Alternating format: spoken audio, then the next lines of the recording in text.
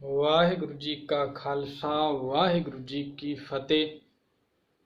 ਗੁਰੂ ਪਿਆਰੇ, ਗੁਰੂ ਸਵਾਰੇ ਸਤ ਸੰਗੀ ਜਨੋ, ਪਿਛਲੇ ਭਾਗ ਅੰਦਰ ਗੁਰੂ ਕਿਰਪਾ ਸਦਕਾ 4 ਪੌੜੀਆਂ ਦੀ ਵਿਚਾਰ ਆਪਾਂ ਇਸ ਪਾਵਨ ਬਾਣੀ ਵਿੱਚੋਂ ਕਰ ਚੁੱਕੇ ਹਾਂ, ਜਿਹਦੇ ਵਿੱਚ ਸਾਹਿਬ ਨੇ ਸਾਨੂੰ ਪਹਿਲਾਂ ਉਹ ਆਪਣੇ ਵੱਲੋਂ ਮਿਥੇ ਹੋਏ ਤਰੀਕੇ ਜਿਨ੍ਹਾਂ ਨਾਲ ਬੰਦਾ ਮਿਲਣਾ ਚਾਹੁੰਦਾ ਸੀ ਉਹ ਸਮਝਾਏ। ਫਿਰ ਦੂਸਰੀ ਪੌੜੀ ਵਿੱਚ ਹੁਕਮ ਬਾਬਤ ਸਾਹਿਬ ਨੇ ਗਿਆਨ ਦਿੱਤਾ। ਤੀਸਰੀ ਪੌੜੀ ਵਿੱਚ ਸਾਹਿਬ ਨੇ ਸਮਝਾਇਆ ਜਿਹਨੂੰ ਹੁਕਮ ਦਾ ਪਤਾ ਲੱਗ ਗਿਆ, ਜਿਹੜਾ ਉਹਦੇ ਹੁਕਮ ਨੂੰ ਸਮਝ ਗਿਆ, ਉਹਨੇ ਗਾਉਣਾ ਸ਼ੁਰੂ ਕਰ ਦਿੱਤਾ। ਤੇ ਗਾਉਂਦਿਆਂ ਗਾਉਂਦਿਆਂ ਸਾਹਿਬ ਕਹਿੰਦੇ ਉਹ ਇਸ ਅਵਸਥਾ ਵਿੱਚ ਪਹੁੰਚ ਗਿਆ ਵੀ ਜਿੱਥੇ ਉਹ ਪਹਿਲਾਂ ਮੰਗਾਂ ਦੇ ਨਾਲ ਜੁੜਿਆ ਹੋਇਆ ਸੀ। ਮੰਗਾਂ ਮੰਗਦਾ ਮੰਗਦਾ ਮਨ ਵਿੱਚ ਮਿਲਾਪ ਦੇ ਲਈ ਜਿਹੜਾ ਉਹਦੇ ਚਾਅ ਬਣਿਆ, ਫਿਰ ਉਹਦੇ ਮਨ ਵਿੱਚ ਸੀ ਕੀ ਉਹਦੇ ਲਈ ਮੈਂ ਬੋਲਾਂ, ਕੀ ਉਹਦੇ ਅੱਗੇ ਭੇਟਾ ਰੱਖਾਂ ਜਿਹਦੇ ਨਾਲ ਖੁਸ਼ ਹੋ ਕੇ ਉਹ ਮਾਲਕ ਮੇਰੇ ਤੇ ਤਰੁੱਠ ਪਵੇ। ਸਾਹਿਬ ਨੇ ਦੁਨਿਆਵੀ ਚੀਜ਼ਾਂ ਭੇਟਾ ਕਰਨ ਤੋਂ, ਦੁਨਿਆਵੀ ਬੋਲਾਂ ਨਾਲੋਂ ਸਾਹਿਬ ਨੇ ਕਿਹਾ ਆਪਣੇ ਵੇਲੇ ਨੂੰ ਅੰਮ੍ਰਿਤ ਬਣਾ ਲੈ ਤੇ ਸੱਚੇ ਨਾਮ ਤੇ ਵਡਿਆਈਆਂ ਨੂੰ ਆਪਣੀ ਵਿਚਾਰ ਵਿੱਚ, ਆਪਣੇ ਕਰਮਾਂ ਵਿੱਚ ਸ਼ਾਮਲ ਕਰ ਲੈ ਤੇ ਉਹਨਾਂ ਕਰਮਾਂ ਦੇ ਨਾਲ ਤੈਨੂੰ ਇੱਜ਼ਤ ਰੂਪੀ ਕੱਪੜਾ ਤੇ ਮੁਕਤੀ ਦਾ ਦੁਆਰ ਮਿਲੇਗਾ, ਜਿਹਦੇ ਨਾਲ ਤੂੰ ਸਚਿਆਰ ਹੋ ਸਕੇਗਾ। ਅੱਜ 5ਵੀਂ ਪੌੜੀ ਵਿੱਚ ਸਾਹਿਬ ਨੇ ਕਿਹਾ ਵੀ ਜਿਹਦੇ ਨਾਲ ਤੂੰ ਜੁੜਨਾ ਹੈ ਉਸ ਭਗਵਾਨ ਦੀ ਅੱਜ ਗੱਲ ਸਤਿਗੁਰ ਨੇ ਸਮਝਾਈ। ਸ਼ੁਰੂਆਤ ਕਰਦੇ ਨੇ, ਥਾਪਿਆ ਨਾ ਜਾਏ, ਕੀਤਾ ਨਾ ਹੋਏ, ਆਪੇ ਆਪ ਨਿਰੰਜਨ ਸੋਏ। ਉਹ ਭਗਵਾਨ ਜਿਹਦੀ ਮੈਂ ਗੱਲ ਤੈਨੂੰ ਸਮਝਾ ਰਿਹਾ, ਉਹਨੂੰ ਸਥਾਪਿਤ ਨਹੀਂ ਕੀਤਾ ਜਾ ਸਕਦਾ। ਕਿਸੇ ਦਾ ਬਣਾਇਆ ਹੋਇਆ, ਕਿਸੇ ਦਾ ਪੈਦਾ ਕੀਤਾ ਹੋਇਆ ਉਹ ਭਗਵਾਨ ਨਹੀਂ ਹੈ। ਜਿਹੜੇ 2 ਗੁਣ ਮੂਲ ਮੰਤਰ ਵਿੱਚ ਆਪਾਂ ਪੜ੍ਹੇ ਸੀ, ਜਿਹਨੂੰ ਆਪਾਂ ਅਜੂਨੀ ਅਤੇ ਸਹਿਭੰਗ ਦੇ ਰੂਪ ਵਿੱਚ ਪੜ੍ਹਿਆ ਸੀ, ਕਿ ਉਹ ਭਗਵਾਨ, ਉਹ ਮਾਲਕ ਦਾ ਜਨਮ ਨਹੀਂ ਹੁੰਦਾ। ਤੇ ਜਿੱਥੇ ਉਹਦਾ ਜਨਮ ਨਹੀਂ ਹੁੰਦਾ, ਇਹਦਾ ਮਤਲਬ ਇਹ ਨਹੀਂ ਹੈ ਕਿ ਉਹਦੀ ਹਸਤੀ ਨਹੀਂ ਹੈ, ਉਹਦਾ ਪ੍ਰਕਾਸ਼ ਆਪਣੇ ਆਪ ਤੋਂ ਹੈ। ਆਪੀ ਨੇ ਆਪ ਸਾਜਿਓ, ਆਪੀ ਨੇ ਰਚਿਓ ਨਾਉ। ਇਹ ਵਿਚਾਰ ਸਤਿਗੁਰ ਨੇ ਮੂਲ ਮੰਤਰ ਵਿੱਚ ਸਾਨੂੰ ਸਮਝਾਈ। ਤੇ ਅੱਜ ਸਾਹਿਬ ਕਹਿਣ ਲੱਗੇ ਜਿਹਨੂੰ ਇਨਸਾਨ ਨੇ ਆਪਣੇ ਵੱਲੋਂ ਭਗਵਾਨ ਸਮਝ ਲਿਆ, ਇਹ ਪੱਥਰਾਂ ਦੀ ਵੀ ਪੂਜਾ ਕਰਨ ਲੱਗਾ, ਇਹ ਮੂਰਤੀਆਂ ਦੀ ਵੀ ਪੂਜਾ ਕਰਨ ਲੱਗਾ, ਇਹ ਤਸਵੀਰਾਂ ਦੀ ਵੀ ਪੂਜਾ ਕਰਨ ਲੱਗ ਪਿਆ। ਇਹ ਸਮਝਦਾ ਸ਼ਾਇਦ ਇਹ ਭਗਵਾਨ ਹੈ। ਇੱਕ ਬੰਦਾ ਆਪਣੇ ਵੱਲੋਂ ਪੱਥਰ ਲੈਂਦਾ, ਪੱਥਰ ਦੇ ਵਿੱਚੋਂ ਮੂਰਤੀ ਨੂੰ ਇੱਕ ਨੂੰ ਤਰਾਸ਼ ਲੈਂਦਾ ਹੈ ਤੇ ਮੂਰਤੀ ਤਰਾਸ਼ ਕੇ ਦੁਕਾਨ ਵਿੱਚ ਪਹੁੰਚ ਜਾਂਦੀ ਹੈ, ਹਾਲੇ ਉਹ ਭਗਵਾਨ ਨਹੀਂ ਬਣੀ। ਵੇਖੋ ਕੈਸਾ ਸਾਡਾ ਦਿਮਾਗ ਦਾ ਪੱਧਰ ਨੀਵਾਂ ਆ ਚੁੱਕਿਆ ਹੈ। ਛੋਟੀਆਂ ਛੋਟੀਆਂ ਗੱਲਾਂ ਅਸੀਂ ਸਮਝਣ ਨੂੰ ਤਿਆਰ ਨਹੀਂ ਹਾਂ। ਸਾਨੂੰ ਇਹ ਹੈ ਸ਼ਾਇਦ ਅਸੀਂ ਜਿਵੇਂ ਦਿਖਦੇ ਹਾਂ ਰੱਬ ਉਵੇਂ ਦਿਖਣਾ ਚਾਹੀਦਾ ਹੈ। ਤੇ ਗੁਰਬਾਣੀ ਤੇ ਕਹਿੰਦੀ ਹੈ ਵੀ ਉਹ ਨਿਰਲੇਪ ਵੀ ਹੈ, ਤੇ ਜੇ ਉਹਨੂੰ ਦੇਖਣਾ ਉਹ ਤੇਰੇ ਵਿੱਚ ਸਮਾਇਆ ਹੋਇਆ ਵੀ ਹੈ। ਦੁਕਾਨ ਵਿੱਚ ਪੱਥਰ ਆਉਂਦਾ, ਪੱਥਰ ਕੋਈ ਖਰੀਦ ਕੇ ਲੈ ਕੇ ਜਾਂਦਾ ਹੈ, ਉਸ ਖਰੀਦੀ ਹੋਈ ਮੂਰਤੀ ਨੂੰ ਆਪਣੇ ਘਰ, ਮੰਦਰ, ਕਿਤੇ ਵੀ ਉਹਨੂੰ ਸਥਾਪਿਤ ਕੀਤਾ ਜਾਂਦਾ ਵੀ ਇਹ ਹੁਣ ਭਗਵਾਨ ਬਣ ਗਿਆ। ਫਿਰ ਉਹਦੀ ਪੂਜਾ ਸ਼ੁਰੂ ਕੀਤੀ ਜਾਂਦੀ ਹੈ। ਸਾਹਿਬ ਕਹਿੰਦੇ ਜੇ ਮੰਨ ਲਓ ਤੁਸੀਂ ਰੱਬ ਨੂੰ ਸਥਾਪਿਤ ਕਰ ਲੈਂਦੇ ਹੋ, ਫਿਰ ਰੱਬ ਦਾ ਕਰਤਾ ਪੁਰਖ ਗੁਣ ਤੇ ਖਤਮ ਹੋ ਗਿਆ, ਕਿਉਂਕਿ ਰੱਬ ਨੂੰ ਬਣਾਉਣ ਦੇ ਵਿੱਚ ਇਨਸਾਨ ਦਾ ਹੱਥ ਹੋ ਗਿਆ, ਰੱਬ ਨੂੰ ਸਥਾਪਿਤ ਕਰਨ ਵਿੱਚ ਇਨਸਾਨ ਦਾ ਆਪਣਾ ਹੱਥ ਹੋ ਗਿਆ। ਰੱਬ ਕਰਤਾ ਤੇ ਰਿਹਾ ਨਹੀਂ, ਰੱਬ ਤੇ ਕਿਰਤ ਰੂਪ ਵਿੱਚ ਆ ਗਿਆ। ਤੇ ਅਸੀਂ ਪੜ੍ਹਿਆ ਹੈ ਰੱਬ ਕਰਤਾ ਪੁਰਖ ਹੈ, ਸਭ ਕੁਛ ਨੂੰ ਬਣਾਉਣ ਵਾਲਾ ਉਹ ਆਪ ਹੈ। ਤੇ ਜੇ ਬਣਾਉਣ ਵਾਲਾ ਉਹ ਹੈ, ਅਸੀਂ ਆਦ ਸੱਚ ਪੜ੍ਹ ਕੇ ਆਏ ਹਾਂ, ਵੀ ਜਦੋਂ ਕੁਝ ਵੀ ਮੌਜੂਦ ਨਹੀਂ ਸੀ ਰੱਬ ਦੀ ਹਸਤੀ ਉਦੋਂ ਮੌਜੂਦ ਸੀ ਉਹ ਸੀ। ਜਦੋਂ ਯੁੱਗ ਸ਼ੁਰੂ ਹੁੰਦੇ ਨੇ, ਜਦੋਂ ਤੋਂ ਅਸੀਂ ਸਮੇਂ ਨੂੰ ਮਿਥਿਆ ਹੈ, ਰੱਬ ਉਹਦੇ ਤੋਂ ਪਹਿਲਾਂ ਵੀ ਸੱਚ ਹੈ। ਤੇ ਫਿਰ ਅਸੀਂ ਕਿਵੇਂ ਆਪਣੇ ਵੱਲੋਂ ਭਗਵਾਨ ਨੂੰ ਇੱਕ ਰੂਪ ਦੇ ਕੇ ਉਹਨੂੰ ਸਥਾਪਿਤ ਕਰਕੇ ਉਹਦੀ ਪੂਜਾ ਕਰ ਸਕਦੇ ਹਾਂ? ਇਹ ਸਾਡੇ ਵਿੱਚੋਂ ਜਿਹੜਾ ਵਹਿਮ ਸੀ, ਭਰਮ ਸੀ, ਸਾਡੀ ਗਲਤੀ ਸੀ। ਗੁਰੂ ਨਾਨਕ ਸਾਹਿਬ ਨੇ ਇਹਨੂੰ ਵਿੱਚੋਂ ਕੱਢਿਆ ਵੀ ਭਲਿਆ ਜਿਹੜੇ ਰੱਬ ਦੇ ਨਾਲ ਮੈਂ ਜੋੜਨ ਲੱਗਾ ਉਹ ਰੱਬ ਥਾਪਿਆ ਨਹੀਂ ਜਾ ਸਕਦਾ, ਥਾਪਿਆ ਨਾ ਜਾਏ, ਕੀਤਾ ਨਾ ਹੋਏ, ਉਹ ਕਿਸੇ ਦਾ ਕੀਤਾ ਹੋਇਆ ਨਹੀਂ ਹੋ ਸਕਦਾ। ਮੰਨ ਲਓ ਪੱਥਰ ਹੀ ਰੱਬ ਹੋਵੇ, ਤੇ ਗੁਰਬਾਣੀ ਕਈ ਸਾਨੂੰ ਉਦਾਹਰਨਾਂ ਵੀ ਦਿੰਦੀ ਹੈ ਤੇ ਕਈ ਪ੍ਰਸ਼ਨ ਰੂਪ ਵਿੱਚ ਆ ਕੇ ਇੱਕ ਤਰੀਕੇ ਨਾਲ, ਲੌਜਿਕ ਨਾਲ ਗੱਲ ਕਰਕੇ ਸਾਨੂੰ ਸਮਝਾ ਦਿੰਦੀ ਹੈ। ਪਾਖਣ ਗੱਡ ਕੈ ਮੂਰਤ ਕੀਨੀ ਦੇਖ ਕੈ ਛਾਤੀ ਪਾਉ, ਜੇ ਇਹ ਮੂਰਤ ਸਾਚੀ ਹੈ ਤਉ ਗੜਨ ਹਾਰਿਆ ਖਾਓ। ਮੂਰਤੀ ਦੇ ਉੱਤੇ ਘੜਨ ਵਾਲਾ ਪੈਰ ਵੀ ਰੱਖਦਾ ਹੈ, ਗੰਦੇ ਮੰਦੇ ਹੱਥ ਵੀ ਲਾਉਂਦਾ। ਜੇ ਇਹ ਰੱਬ ਰੂਪ ਹੋਵੇ, ਇਹਨੂੰ ਤੂੰ ਪਵਿੱਤਰ ਮੰਨਦਾ ਤੇ ਕੀ ਇਹ ਆਪਣੇ ਉੱਪਰ ਬੰਦੇ ਨੂੰ ਚੜ੍ਹਨ ਦੇਵੇਗੀ? ਫਿਰ ਸਾਹਿਬ ਦੂਸਰੀ ਲੌਜਿਕ ਲੈਂਦੇ ਨੇ, ਮੰਨ ਲੈ ਪੱਥਰ ਨੂੰ ਤੂੰ ਰੱਬ ਮੰਨਦਾ, ਇੱਕ ਪੱਥਰ ਹੈ ਜਿਹਨੂੰ ਤੂੰ ਰੱਬ ਬਣਾ ਕੇ ਨੁਹਾ ਧੁਆ ਕੇ ਇੱਕ ਮੰਦਿਰ ਵਿੱਚ ਸਥਾਪਿਤ ਕਰਕੇ ਪੂਜਾ ਕਰਦਾ। ਦੂਸਰਾ ਪੱਥਰ ਉਹ ਹੈ ਜਿਹੜਾ ਤੂੰ ਘਰ ਵਿੱਚ ਆਪਣੇ ਲਾਇਆ, ਉਹਦੇ ਉੱਤੇ ਤੂੰ ਤੁਰਿਆ ਫਿਰਦਾ। ਦੂਸਰਾ ਪੱਥਰ ਹੈ ਜਿਹਦੇ ਨਾਲ ਤੂੰ ਸੜਕਾਂ ਬਣਾਈਆਂ, ਰੋਡ ਬਣਾਏ। ਇੱਕ ਹੈ ਪਾਥਰ ਕੀਜੈ ਭਾਉ, ਦੂਜੇ ਪਾਥਰ ਧਰੀਐ ਪਾਉ। ਇੱਕ ਨਾ ਪ੍ਰੇਮ ਕਰਦਾ, ਇੱਕ ਉੱਤੇ ਪੈਰ ਰੱਖਦਾ। ਜੇ ਉਹ ਦੇਵ, ਸਾਹਿਬ ਕਹਿੰਦੇ ਜੇ ਉਹ ਦੇਵ ਹੈ, ਉਹ ਦੇਵਤਾ ਹੈ ਜਿਹਨੂੰ ਤੂੰ ਰੱਬ ਕਹਿਣਾ, ਤਾਂ ਉਹ ਵੀ ਦੇਵ ਆ। ਪੱਥਰ ਤੇ ਇੱਕ ਹੀ ਹੈ ਨਾ, ਉਹ ਵੀ ਦੇਵ ਬਣਨਾ ਚਾਹੀਦਾ। ਸਾਰਾ ਪੱਥਰ ਤੇ ਇੱਕ ਹੀ ਰੱਬ ਵੱਲੋਂ ਬਣਾਇਆ ਹੋਇਆ। ਜੇ ਉਹ ਦੇਵਤਾ ਹੈ ਤੇ ਉਹ ਵੀ ਦੇਵਤਾ ਹੋਣਾ ਚਾਹੀਦਾ, ਉਹ ਵੀ ਰੱਬ ਹੋਣਾ ਚਾਹੀਦਾ। ਜੇ ਉਹ ਦੇਵ ਤਾਂ ਉਹ ਵੀ ਦੇਵਾ। ਕਹਿ ਨਾਮ ਦਿਓ ਹਮ ਹਰ ਕੀ ਸੇਵਾ। ਅਸੀਂ ਰੱਬ ਦੀ ਸੇਵਾ ਵਿੱਚ, ਅਸੀਂ ਪੱਥਰਾਂ ਨੂੰ ਨਹੀਂ ਪੂਜਦੇ। ਅੱਜ ਗੁਰੂ ਨਾਨਕ ਸਾਹਿਬ ਕਹਿਣ ਲੱਗੇ, ਜੇ ਤੇ ਤੂੰ ਸਿੱਖ ਅਖਵਾਉਣਾ ਹੈ, ਨਾਨਕ ਨਾਮ ਲੈਵੇਂ, ਤੇ ਇੱਕ ਗੱਲ ਪੱਲੇ ਬੰਨ ਲਈ, ਜੇ ਤੂੰ ਮੂਰਤੀ ਅੱਗੇ, ਤਸਵੀਰ ਅੱਗੇ, ਪੱਥਰਾਂ ਅੱਗੇ ਸਿਰ ਝੁਕਾ ਦਿੰਦਾ, ਉਹਦੀ ਪੂਜਾ ਕਰਦਾ, ਤੂੰ ਆਪਣੇ ਆਪ ਨੂੰ ਸਿੱਖ ਅਖਵਾਉਣ ਦਾ ਅਧਿਕਾਰੀ ਨਹੀਂ ਹੈ। ਕਿਉਂਕਿ ਉਹ ਰੱਬ ਥਾਪਿਆ ਨਾ ਜਾਏ, ਕੀਤਾ ਨਾ ਹੋਏ, ਆਪੇ ਆਪ ਨਿਰੰਜਨ ਸੋਏ। ਆਪਣੇ ਆਪ ਵਿੱਚ ਹੈ ਭਾਵ ਜਿਹਨੂੰ ਅਸੀਂ ਸਹਿਭੰਗ ਪੜਿਆ, ਉਹਦਾ ਪ੍ਰਕਾਸ਼ ਕਿਸੇ ਤੋਂ ਨਹੀਂ ਹੈ। ਆਪੀ ਨੇ ਆਪ ਸਾਜਿਓ। ਫਿਰ ਨਾਲ ਕਹਿੰਦੇ ਨਿਰੰਜਨ ਵੀ ਹੈ, ਮਾਇਆ ਤੋਂ ਰਹਿਤ ਵੀ ਹੈ। ਜਿਹਨੂੰ ਅਸੀਂ ਪੜ੍ਹਦੇ ਹਾਂ ਉਹ ਸਾਰੀ ਸ੍ਰਿਸ਼ਟੀ ਵਿੱਚ ਸਮਾਇਆ ਹੋਇਆ ਹੈ ਤੇ ਸਾਰਾ ਕੁਝ ਬਣਾ ਕੇ ਉਹ ਨਿਰਲੇਪ ਵੀ ਹੈ। ਧੰਨ ਗੁਰੂ ਤੇਗ ਬਹਾਦਰ ਸਾਹਿਬ ਮਹਾਰਾਜ ਇਸ ਗੱਲ ਨੂੰ ਆਪਣੀ ਸ਼ਬਦ ਰਾਹੀਂ, ਆਪਣੀ ਗੁਰਬਾਣੀ ਰਾਹੀਂ ਬੜੇ ਤਰੀਕੇ ਨਾਲ ਸਮਝਾਉਂਦੇ ਨੇ। ਦੋ ਉਦਾਹਰਨਾਂ ਦਿੰਦੇ ਨੇ।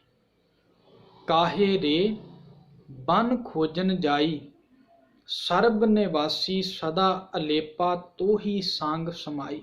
ਸਾਰਿਆਂ ਵਿੱਚ ਨਿਵਾਸ ਕਰ ਲੈ ਤੇ ਸਾਰਿਆਂ ਤੋਂ ਨਿਰਲੇਪ ਹੈ। ਕਿਵੇਂ? ਸਾਹਿਬ ਕਹਿੰਦੇ ਪੋਹਪ ਮਦ ਜਿਉਂ ਬਾਸ ਬਸਤ ਹੈ। ਜਿਵੇਂ ਇੱਕ ਫੁੱਲ ਦੇ ਹਰੇਕ ਪੱਤੇ ਵਿੱਚ, ਹਰੇਕ ਪੰਖੜੀ ਵਿੱਚ ਸਾਹਿਬ ਕਹਿੰਦੇ ਖੁਸ਼ਬੂ ਹੈ। ਫੁੱਲ ਵਿੱਚ ਖੁਸ਼ਬੂ ਸਮਾਈ ਹੋਈ ਹੈ, ਉਹ ਫੁੱਲ ਦਾ ਹਿੱਸਾ ਬਣ ਚੁੱਕੀ ਹੈ। ਦੂਸਰੇ ਪਾਸੇ ਸਾਹਿਬ ਕਹਿੰਦੇ ਮੁਕਰ ਮਾਹੇ ਜੈਸੇ ਸ਼ਾਈ। ਮੁਕਰ ਦਾ ਅਰਥ ਹੈ ਸ਼ੀਸ਼ਾ। ਜਿਵੇਂ ਸ਼ੀਸ਼ੇ ਵਿੱਚ ਪਰਛਾਵਾਂ, ਤੁਸੀਂ ਸ਼ੀਸ਼ਾ ਘਰ ਦੇ ਵਿੱਚ ਲਾਇਆ, ਉਹਦੇ ਵਿੱਚ ਕੁਝ ਵੀ ਦਿਖਾਈ ਨਹੀਂ ਦੇ ਰਿਹਾ। ਹਾਂ, ਇਨਸਾਨ ਉਸ ਸ਼ੀਸ਼ੇ ਦੇ ਜਦੋਂ ਸਾਹਮਣੇ ਆਉਂਦਾ ਹੈ ਤੇ ਉਹ ਇਨਸਾਨ ਦਾ ਅਕਸ਼ ਉਹਨੂੰ ਦਿਖਾ ਦਿੰਦਾ ਹੈ। ਸ਼ੀਸ਼ੇ ਵਿੱਚ ਹੈ ਵੀ ਨਿਰਲੇਪ ਐਵੇਂ ਹੈ ਜਿਵੇਂ ਸ਼ੀਸ਼ੇ ਵਿੱਚ ਅਕਸ਼ ਹੈ, ਪਰਛਾਵਾਂ ਹੈ, ਸ਼ਾਈ ਹੈ, ਤੇ ਸਮਾਇਆ ਹੋਇਆ ਐਵੇਂ ਹੈ ਜਿਵੇਂ ਫੁੱਲ ਦੇ ਵਿੱਚ ਖੁਸ਼ਬੂ ਸਮਾਈ ਹੋਈ ਹੈ। ਆਪੇ ਆਪ ਨਿਰੰਜਨ ਸੋਏ। ਫਿਰ ਅਗਲੀ ਸਤਿਗੁਰੂ ਜੀ ਵਿਚਾਰ ਰੱਖਦੇ ਨੇ, ਜਿਨ ਸੇਵਿਆ, ਜਿਨੇ ਐਸੇ ਪਰਮਾਤਮਾ ਨੂੰ ਸੇਵਿਆ, ਉਹਨੇ ਕੀ ਹੋਇਆ? ਉਹਦੇ ਨਾਲ ਤਿੰਨ ਪਾਇਆ ਮਾਣ, ਉਹਨੂੰ ਮਾਣ ਵਡਿਆਈ ਮਿਲੀ।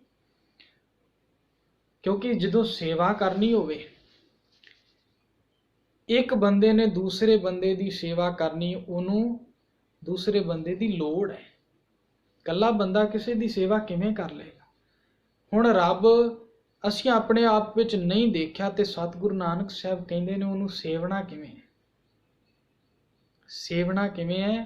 ਹਰ ਕੀ ਟਹਿਲ ਕਮਾਵਨੀ, ਜਪੀਐ ਪ੍ਰਭ ਕਾ ਨਾਮ। ਹਰੀ ਦੀ ਟਹਿਲ, ਹਰੀ ਦੀ ਸੇਵਾ ਕੀ ਹੈ? ਹਰੀ ਦਾ ਨਾਮ ਜਪਣਾ। ਤੇ ਇਹੀ ਗੱਲ ਗੁਰੂ ਨਾਨਕ ਸਾਹਿਬ ਇਹਦੇ ਵਿੱਚ ਸਮਝਾਉਂਦੇ ਨੇ ਵੀ ਜਿੰਨੇ ਸੇਵਿਆ ਉਹਨੂੰ ਮਾਣ ਮਿਲਿਆ। ਤੇ ਸੇਵਣਾ ਕਿਵੇਂ ਹੈ? ਨਾਨਕ ਗਾਵੀਐ, ਉਹਨੂੰ ਗਾਉਣਾ ਕਰੋ। ਕਿਹਨੂੰ ਗਾਉਣਾ ਕਰੋ? ਗੁਣੀ ਨਿਧਾਨ। ਨਿਧਾਨ ਦਾ ਅਰਥ ਹੈ ਖਜ਼ਾਨਾ, ਗੁਣਾਂ ਦਾ ਖਜ਼ਾਨਾ। ਰੱਬ ਅਸੀਂ ਪਹਿਲਾਂ ਵੀ ਪੜ੍ਹਦੇ ਆ ਚੁੱਕੇ ਹਾਂ, ਰੱਬ ਦੇ ਜਿੰਨੇ ਨਾਮ ਨੇ ਉਹਦੇ ਗੁਣਾਂ ਨੂੰ ਦੇਖ ਕੇ ਉਹਦੇ ਨਾਮ ਲਾਏ ਗਏ ਨੇ। ਜੇ ਉਹ ਕਰਮ ਕਰਨ ਵਾਲਾ ਹੈ ਉਹ ਕਰੀਮ ਹੈ, ਰਹਿਮਤ ਕਰਨ ਵਾਲਾ ਹੈ ਰਹੀਮ ਹੈ। ਜੇ ਸਾਰਿਆਂ ਵਿੱਚ ਸਮਾਇਆ ਹੋਇਆ ਹੈ, ਰਮਿਆ ਹੋਇਆ ਹੈ, ਤੇ ਉਹਦਾ ਨਾਮ ਅਸੀਂ ਰਾਮ ਲੈ ਲੈਂਦੇ ਹਾਂ। ਜੇ ਉਹ ਸਾਰਿਆਂ ਤੋਂ ਵੱਡਾ ਮੰਨਦੇ ਉਹਦਾ ਨਾਮ ਅਸੀਂ ਕਬੀਰ ਲੈ ਲੈਂਦੇ ਹਾਂ। ਜਿੰਨੇ ਉਹਦੇ ਨਾਮ ਨੇ, ਧਰਤੀ ਦੀ ਪਾਲਣਾ ਕਰਨ ਵਾਲਾ ਅਸੀਂ ਗੋਪਾਲ ਕਹਿ ਦਿੰਦੇ ਹਾਂ। ਉਹਦੇ ਨਾਮ ਜਿੰਨੇ ਨੇ, ਕਰਤਾ ਪੁਰਖ ਹੈ ਕਿਉਂਕਿ ਸਾਰਾ ਕੁਝ ਬਣਾਉਣ ਵਾਲਾ ਹੈ, ਸਮਾਇਆ ਹੋਇਆ। ਉਹ ਸਤਨਾਮ ਹੈ ਕਿਉਂਕਿ ਉਹ ਸਦੀਵੀ। ਉਹਦੇ ਗੁਣਾਂ ਨੂੰ ਲੈ ਕੇ ਨਾਮ ਹੈ। ਉਹਦੇ ਗੁਣਾਂ ਨੂੰ ਗਾਉਣਾ। ਗੁਣਾਂ ਨੂੰ ਗਾਉਣਾ ਕੀ ਹੈ? ਗਾਵੀਐ ਸੁਣੀਐ ਮਨ ਰੱਖੀਐ ਭਾਉ। ਮਨ ਵਿੱਚ ਪ੍ਰੇਮ ਹੋਵੇ। ਜਿਵੇਂ ਮੰਨ ਲਓ ਅਸੀਂ ਮੂਲ ਮੰਤਰ ਪੜ੍ਹ ਚੁੱਕੇ ਹਾਂ, ਹੁਣ ਮੂਲ ਮੰਤਰ ਨੂੰ ਗਾਉਣਾ ਕੀ ਹੈ? ਵਾਰ-ਵਾਰ ਪੜ੍ਹੀ ਜਾਣਾ? ਸਾਹਿਬ ਕਹਿਣ ਲੱਗੇ ਨਹੀਂ, ਮੂਲ ਮੰਤਰ ਨੂੰ ਗਾਉਣਾ ਕੀ ਹੈ? ਤੂੰ ਮੰਨ ਲੈ ਇੱਕ ਓਅੰਕਾਰ ਪੜ੍ਹਿਆ ਹੈ, ਤੇ ਤੇਰੇ ਮਨ ਵਿੱਚ ਇਹ ਪੱਕਾ ਬੈਠ ਜਾਏ ਮੈਂ ਜਿਹੜੇ ਰੱਬ ਨੂੰ ਧਿਆਉਣ ਲੱਗਾ ਉਹ ਇੱਕ ਹੈ, ਉਹਦੇ ਤੋਂ ਸਿਵਾ ਦੂਸਰਾ ਕੋਈ ਨਹੀਂ। ਕਿਸੇ ਅੱਗੇ ਸਿਰ ਨਹੀਂ ਝੁਕਾ ਰਿਹਾ, ਇਹਦਾ ਮਤਲਬ ਤੂੰ ਇੱਕ ਓਅੰਕਾਰ ਨੂੰ ਪੜ੍ਹ ਲਿਆ। ਸਤਨਾਮ ਪੜ੍ਹਿਆ, ਉਹ ਸਦੀਵੀ ਹੈ, ਸੱਤਿਆ ਹੈ। ਤੇਰੇ ਜੀਵਨ ਵਿੱਚ ਸੱਚਾਈ ਹੋਵੇ, ਸੱਤ ਹੋਵੇ, ਇਹਦਾ ਮਤਲਬ ਤੂੰ ਮੂਲ ਮੰਤਰ ਕੁਝ ਨਾ ਕੁਝ ਪੜ੍ਹਿਆ ਹੈ। ਜੇ ਸਤਨਾਮ ਪੜ੍ਹ ਕੇ ਤੂੰ ਝੂਠ ਬੋਲਦਾ ਫਿਰਦਾ, ਤੂੰ ਕਾਹਦਾ ਪੜ੍ਹਿਆ ਸਤਨਾਮ? ਕਰਤਾ ਪੁਰਖ ਪੜ੍ਹਿਆ ਵੀ ਉਹ ਕਿਰਤੀ ਹੈ।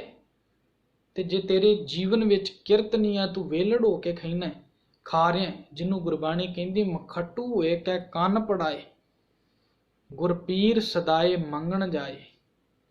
ਕੰਨ ਪੜਾ ਲੈ ਮੰਗਣ ਤੁਰ ਪਿਆ, ਇਹਦਾ ਮਤਲਬ ਕਿਰਤੀ ਨਹੀਂ ਹੈ ਤੇ ਤੂੰ ਪੜ੍ਹਿਆ ਵੀ ਨਹੀਂ ਹੈ।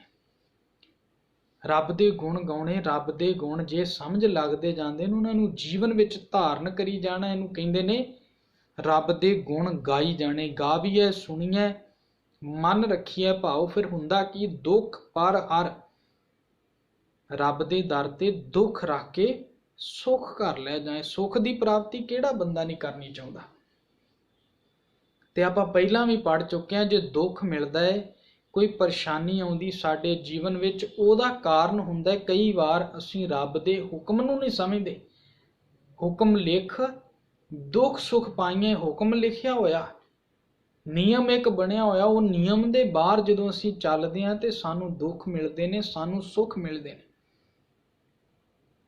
ਜਿਵੇਂ ਮੰਨ ਲਓ ਸਕੂਲ ਦੇ ਵਿੱਚ ਅਸੀਂ ਪੜ੍ਹਦੇ, ਮੈਂ ਪਹਿਲਾਂ ਵੀ ਉਦਾਹਰਣ ਦਿੱਤੀ ਸੀ, ਉੱਥੇ ਜਿਹੜਾ ਨਿਯਮ ਚੱਲ ਰਿਹਾ ਹੈ, ਪ੍ਰਿੰਸੀਪਲ ਵੱਲੋਂ ਕੋਈ ਅਨੁਸ਼ਾਸਨ ਕਾਇਮ ਕੀਤਾ, ਇੰਨੇ ਵਜੇ ਸਕੂਲ ਲੱਗਣਾ, ਇੰਨੇ ਵਜੇ ਛੁੱਟੀ ਹੋਣੀ।